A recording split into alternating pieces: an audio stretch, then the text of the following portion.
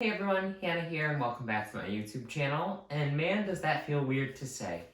It's certainly been a little while since I have been in front of the camera with you all.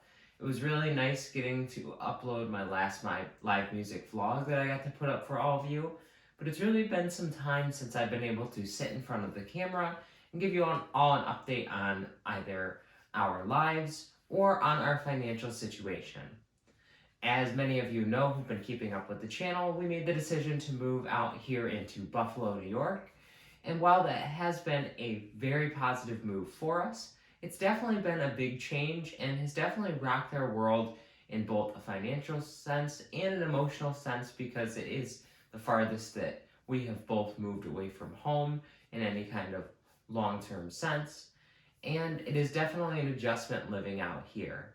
But I figured I would make this video both as a way to update everybody on what exactly has been going on in both mine and my partner Sage's lives, and to explain a little bit about where we are financially. I'm going to give some rough financial figures, because we did finally get our You Need a Budget set back up.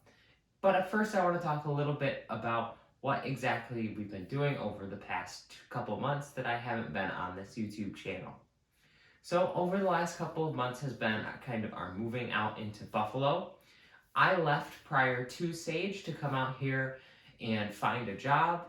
I initially found a job, but that job didn't seem like it was going to work out and wasn't going to make me happy.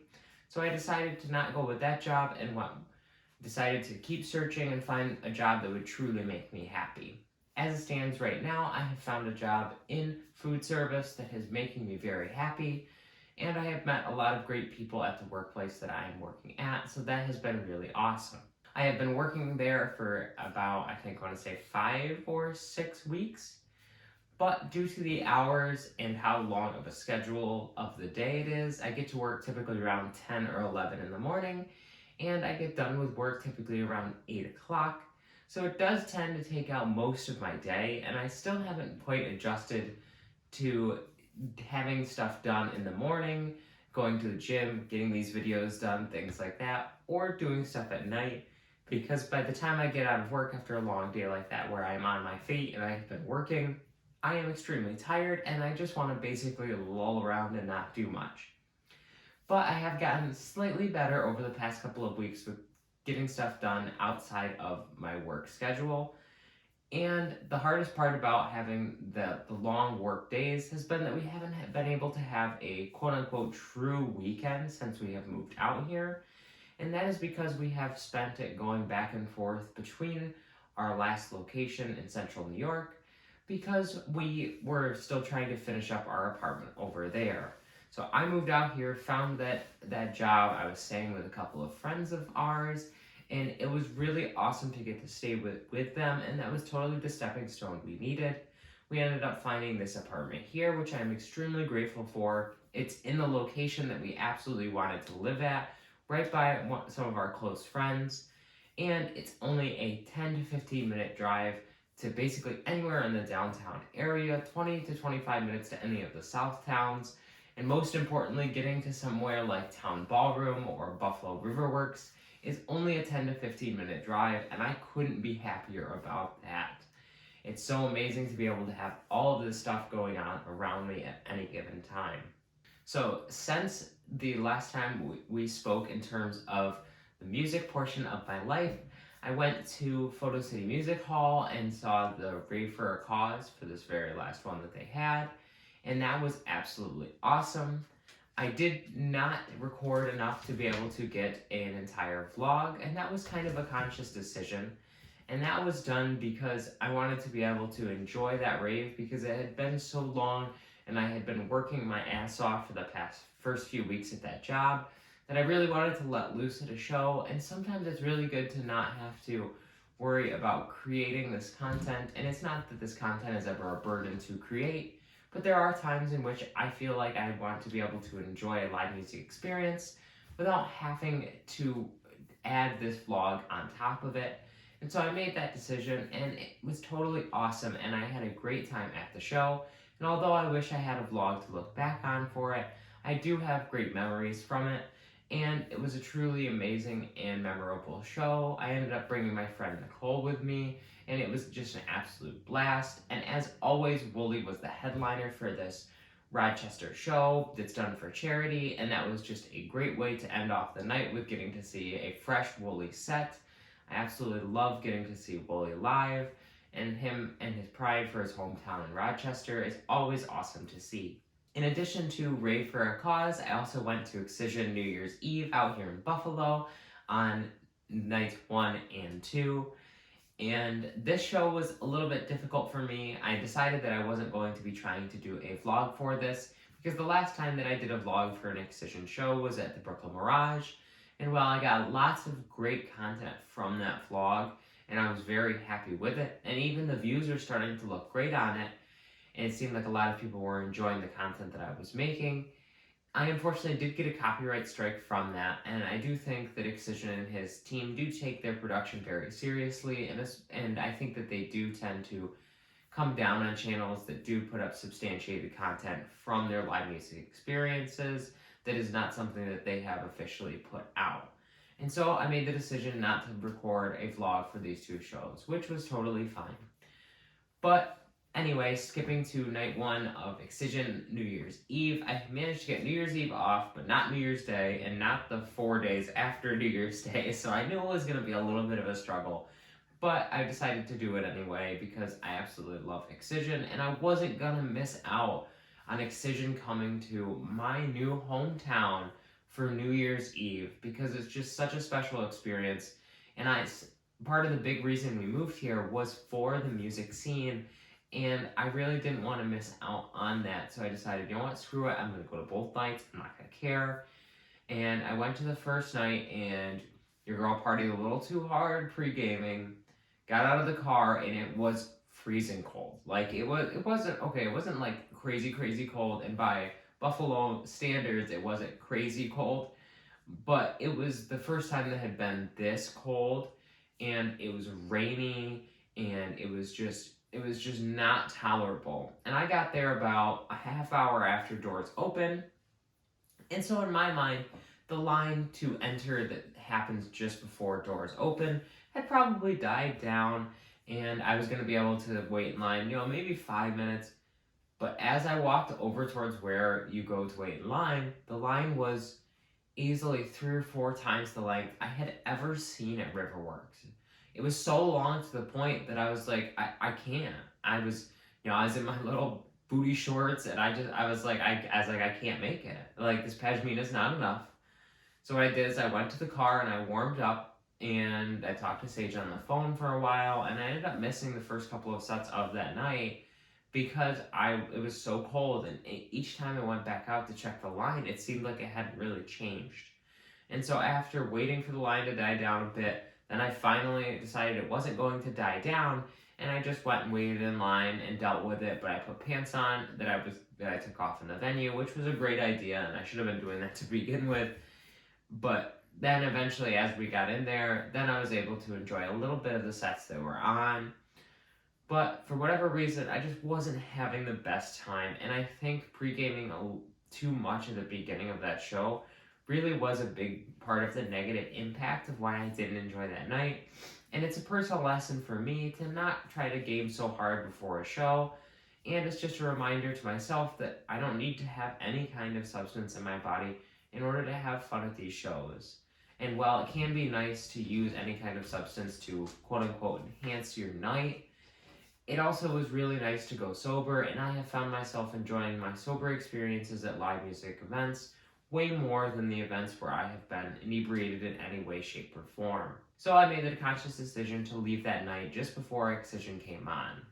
As I mentioned, I was definitely not at a good start because of how inebriated I got at the beginning of the event. And then the crowd just didn't seem to be the 100% best that I know and love from Buffalo, but I think I just wasn't around the right people.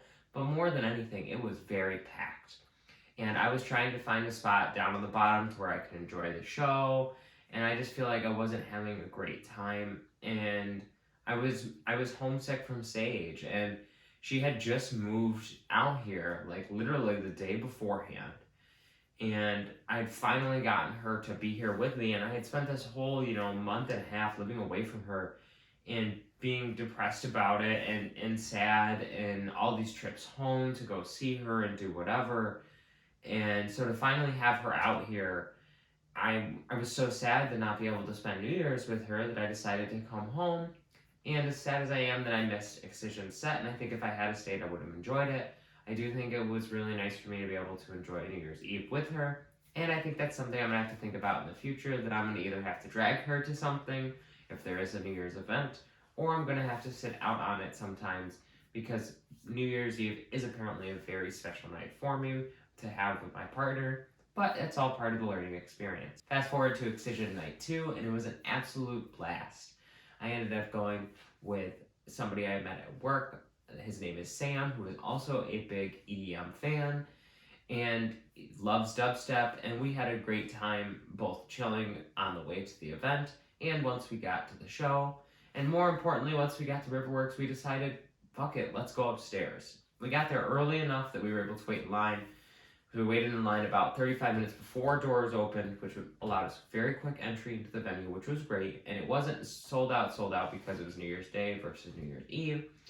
And we just made the decision after a little while. So we started off right down on the floor. I was on the rail for the first set. And then when Lays came on, shit got a little too real. I was sick of getting shoved all down on the rail. Like, I started off in a decent spot and I was getting moved all the way over. And eventually I texted Sam and I was like, Sam, I'm getting out of here. I'm going up to the top, because I thought I was going to have a better vibe up there. And that was the mistake I made the first night, was not going up to the top, because it was so much better of an experience. And I got a lot of great experience up there. And I even met some other people that I raved with in the Buffalo, New York area. And it was great to catch up with them. And we were kind of adopted into their group, and they rotated the top rail with us up there, and it was awesome. The view of the lasers was great, and it was truly a magical night that I will not forget. So that is what I have been doing in my live music experience life. Anyway, to switch gears into the financial side of our lives, as I'm sure some of you are very interested to know about that, we have been doing okay in terms of our finances, considering the fact that we have moved all the way across the state, and we have managed to be able to stay afloat during all of this and stay out of a ton of debt. I think we have done really well. So as it stands right now, our net worth is sitting at just over $10,000, and about $5,000 of that is our investments. Now, obviously, our investments have gone down quite a bit in value over the past 6 months to a year, and I think most investors can agree that this is pretty common about right now in the stock market. A lot of these stocks are extremely undervalued, and it just keeps continuing to drop and drop. And since a majority of our financial wealth is concentrated in tech stocks like Tesla, it's no surprise that our portfolio has been taking quite the hit over the past 6 months. But we are definitely staying the course, and I've even managed to put about $100 between our different accounts in over the last month, and it's felt great to at least get a little bit of skin back into the game. Anyways, I don't have a full finance update for you all for this month, because I don't have transactions from last month, because last month was a completely unbudgeted month, because we were more concerned with trying to get everything set up here, get all moved out here, and then worry about our finances. So as it stands with that $10,000 net worth, that does not include about $1,800 that we have on a credit card that we are slowly paying off, but it is definitely a great start for our financial future. And the reason we don't have that credit card on YNAB to where we can just pay the whole thing off immediately is for a couple of reasons. For one, that credit card has not even rolled over into that next month. We managed to pay off the entire balance we had on it for the 30 days before that. And even when it rolls over in a couple of weeks from now, that only generates the statement for the next month. So we have another 30 days before it actually gets to the point where there would be any interest. But since this is a 0% card, we're not extremely worried about it as well. But also we decided that we needed to look at our finances and decide, hey, we have a little bit of debt. That's okay. But what's amazing is that we got out here And we need to tackle where are we at financially right now, where do we want to go in the future, and how are we going to get there. And so we decided that the best way to do that was to not put all of our money into paying off that debt, because that wouldn't leave us in a good financial situation to be able to do all the things that we knew we needed to do, such as buying new tires in the spring because we have to buy 2 new ones, and getting those tires swapped on in place of our studded snow tires. And there's plenty of other things that we need to save up for over the next few months, as well as all of our immediate obligations like rent and things of that nature out here that we need to focus on in the short term that are more important than paying off the entire balance of that debt. And so we are deciding instead to chip away at this debt a couple $300 at a time. But because I am the only one that is working currently, although Sage did just find her job and she'll be actually working at the same place I'm working at, although in a much different department and more at a part-time capacity, we are still at the point where we are not making enough money to where we are going to be extremely financially secure, and we need to be deliberate and conscious about our financial moves as we are moving forward in Buffalo. And a good way of doing that is to make sure that we are not spending any more money on credit that is not budgeted in YNAB, which we have been great about over the past week since we started back on our budgeting software. But another way to do that is to make sure that we are budgeted out enough, that we have enough to pay for our immediate expenses and what's going to be happening over the next few months. So that way we don't get hit with these surprise quarterly or biannual bills that are going to hit us and end up going into debt again because, oh, we just paid all the debt off. Oh, here's now we got to pay a $700 car insurance bill, and now that's got to come out of credit because we don't have any money to budget for that. Or if, God forbid, we end up in a situation where the only vehicle we have was to completely crap out on us or need very significant repairs, we want to be in a place where we can weather the storm and roll with the punches on our YNAB budget and be able to redistribute our wealth and be able to figure out how to assess our situation and be able to get out of that tough situation, whereas it would be extremely difficult if we put all that money into the debt right now. So anyway, that is a quick recap on what has been going on in both mine and my partner Sage's life. It has been definitely a wild ride since we have gotten to Buffalo, and now that we are finally out here and enjoying a weekend out here where we are not having to run back to our hometown to finish up whatever with our apartment or see family or grab stuff that was left or all that stuff, it's really nice to enjoy time living out in Buffalo. And all of the shows out here seem to be lit over the next few months, so expect some live music vlogs as I am able to afford some concert tickets. I ended up working a lot over the Christmas holiday due to the blizzard. I was stuck at work, so I ended up working for 3 days almost continuously. And so I was able to get a nice little bonus from being able to work that much. So I was able to put a little bit of money towards tickets for the future. And I did just buy a ticket to go see So Tuff So Cute when they come to Rochester, which I'm super excited about. But the shows here look awesome in the future, and more importantly, our lives look awesome here in the future. And I think we are starting to build a really prosperous life here, and I can't wait to share that with all of you over the coming months and years. Thank you all so much for watching this little update about our lives, and I can't wait to see you all in the next video. Bye!